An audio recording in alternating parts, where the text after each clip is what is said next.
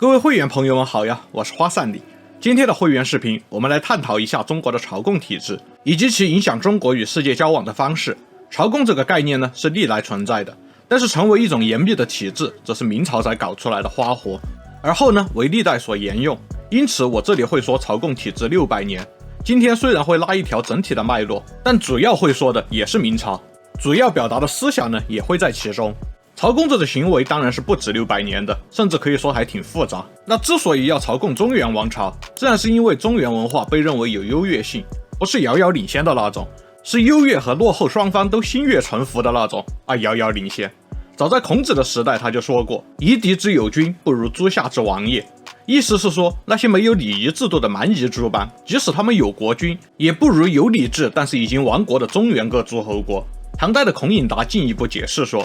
中国有礼仪之大，故称夏；有服装之美，谓之华。很显然，中原居民对于自己的文化长期抱有自信和优越感。更重要的是，他在历史的长河中是得到了周边民族的认可。举个例子，春秋战国时代的楚国虽然已经是一个强大的国家，但是对于长江以南的土地并不感兴趣，他极力的想要融入中原的竞争，要问鼎中原，而不是向巴蜀以及这些地方扩张。而在宋史和元史中则都有这样的故事。成吉思汗听说完颜永济成为了金朝皇帝后，轻蔑地说，我原以为中原的皇帝都是天上人才能做，没想到完颜永济这样的人也能当皇帝。这话虽然是讽刺金朝，却也透露出了对中原皇帝地位的高度认可。即使是英雄如成吉思汗，也受到了文化影响，对中原皇帝有不合理的预期。在这种双方都认可的不平等的关系之下，朝贡的发生也就理所当然了。在3000多年前的尚书的时代，尚书禹贡就提到了，在天子直接管理的区域内，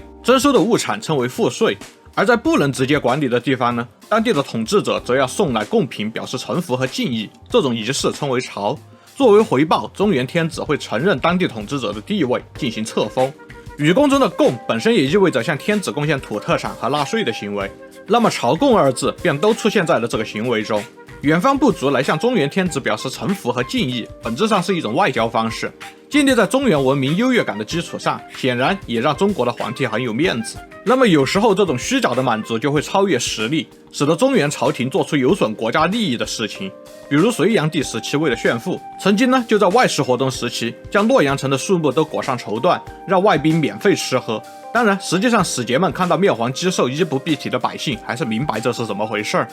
不过直到唐朝之前，朝贡体系并不稳定，基本是属于偶尔可以搞搞，但是别以为你总能来占便宜。之后的唐朝呢，首次将外交事务常态化管理。唐是采用了一种2元体制，对于汉族人来说，统治者就是帝国的皇帝，而对于西域各国来说，大唐天子则是天可汗。当时的草原还是简单的丛林社会，一直以来突厥是周边各国的老大，大唐天子击败了突厥，那他自然就是新的老大。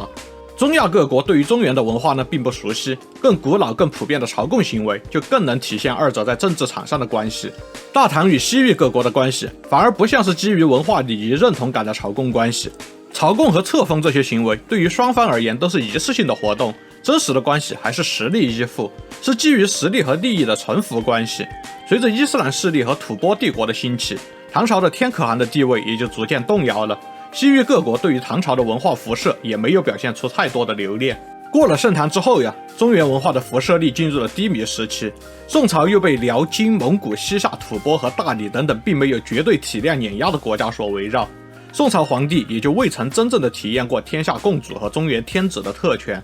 另外，宋代的朝的概念首次有了具体疆界的意思，不再是指普天之下了。之后的元朝又回到了2元体制，元朝皇帝既有中原的帝号，也有蒙古的汗号。但是呢，蒙古人崇尚征服而非朝贡，他们的世界观更倾向于征服和贸易，而非礼仪和名号。但是至少到目前为止，外邦向中原君主朝贡这件事，拜码头的本质还是占了大部分。而到了明朝，朱元璋的世界观就充满了纠结了。他提出恢复华夏的口号，受的是宋朝以后理学兴起的影响。文官集团也整天强调华夷之辩，认为宋元是华夏文化衰落的数百年，加上5代以来新王师逐胡虏的思想，到了明朝算是终于成了。这些使得明朝有了一种精神上恢复中原文化优越地位的隐性目标。但是实际上一切都太迟了，你要是再早个100年建国，也许还能吃到点鱼尾巴。但是明朝建立时，世界真的已经完全不一样了。即使是抛开欧洲人带来的变化，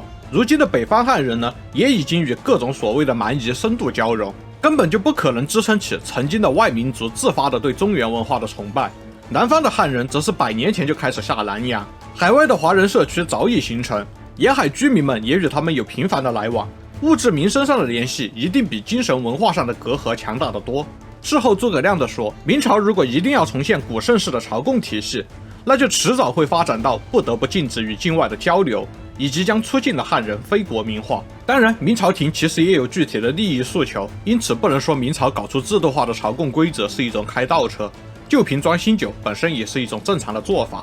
明朝廷一开始的需求其实很简单，那就是把复杂的外交问题简单化，这也是明朝前期对于各个方面建立制度的隐性原则。比如外交上的简化，还有一个比较出名的是，明朝规定了15个不争之国，表示只要这些国家不主动挑衅，明朝就不会主动和他们开战。对于外交，明朝借由制度化的朝贡体系，把基于中原天子俯视一切外国的原则融入到了周边民族国家的交往中。在永乐大帝时期，明朝的陆海军非常的强大，向北五伐蒙古，向南七下西洋，总共有65个国家承认了大明天子的地位。这是中国皇帝继唐朝之后最有面子的时期。而明朝对他们的态度呢，基本是你们出去之后要怎么样，我能不管就尽量不管。但是在大明的地盘上，必须是一元化的承认大明为共主的国家，一切的公开行为都要在这个原则的基础上，才能与大明有民生的交往，才允许其人员来访问和停留。最明显的是，来华使臣都要称共使，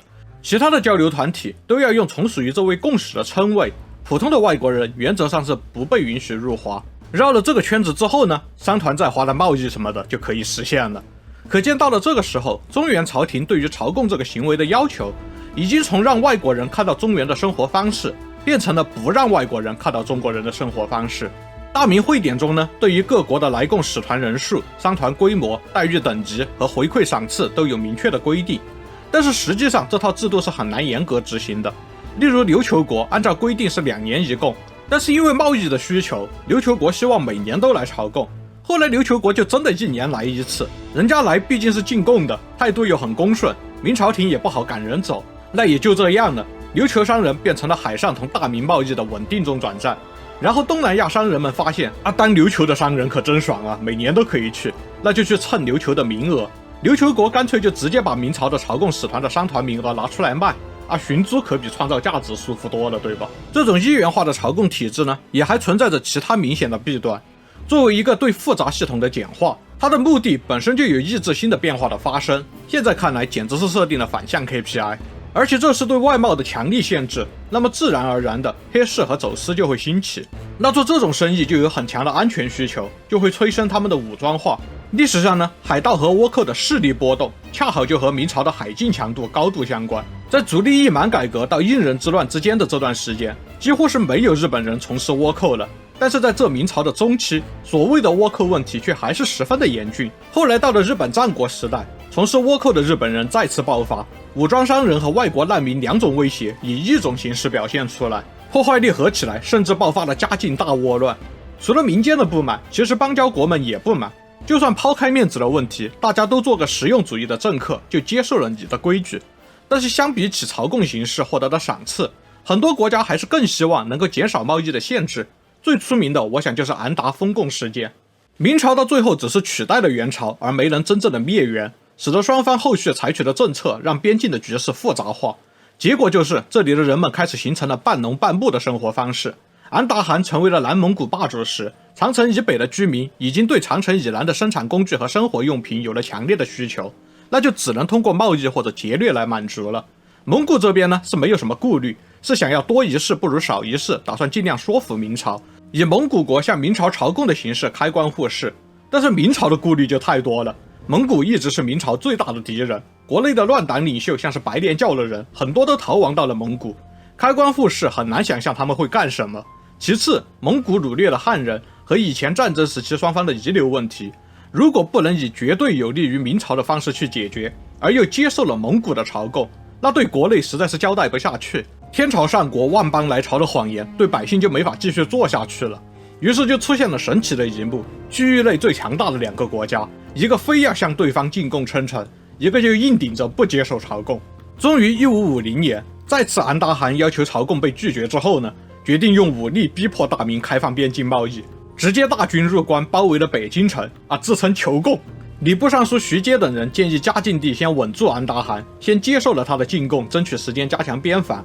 嘉靖帝怒道：“这是求贡吗？这是逼宫，还是不许。”安达汗也不是真的要和明朝全面战争，在北京劫掠了一番之后就撤退了，史称庚戌之变。那么第二年，严嵩是再次力劝嘉靖帝，明朝终于同意了在宣府和大同两地开放马市，允许蒙古人以马匹交易内地的货品。直到穆宗即位之后呢，明朝才接受了安达汗的朝贡，封为顺义王。为什么要说这个故事呢？因为这还是过度简化带来的问题。这场纠结了20多年的安达封贡事件，本来是可以通过普通的商业交往和平的解决，但是因为朝贡体系适用蒙古的代价实在是太大了，结果就白白的造成了多余的冲突和牺牲，变成了能进中学历史教科书的大事。把朝贡体系作为处理对外关系的唯一金科玉律，它最终就压过了国家安全和繁荣等等外交工作本来的目的。清末西强东弱，清廷自然是不敢提让列强来朝贡，但是朝贡体系的遗毒依然在坑害清廷的外交工作。清末不再像前中期一样要求对方朝贡称臣才能开始谈两国的交往，但是外交技能就好像被定格在了这个系统中，也是总是会做一些要求对方先跨越了某某某条件，咱俩才能开始谈。私下的谈判我可以给你更多的好处，但是一开始这个面子你得先给我，这不还是明朝朝贡外交的玩法吗？都看到这儿了，还是点个赞吧，我们下期会员视频见。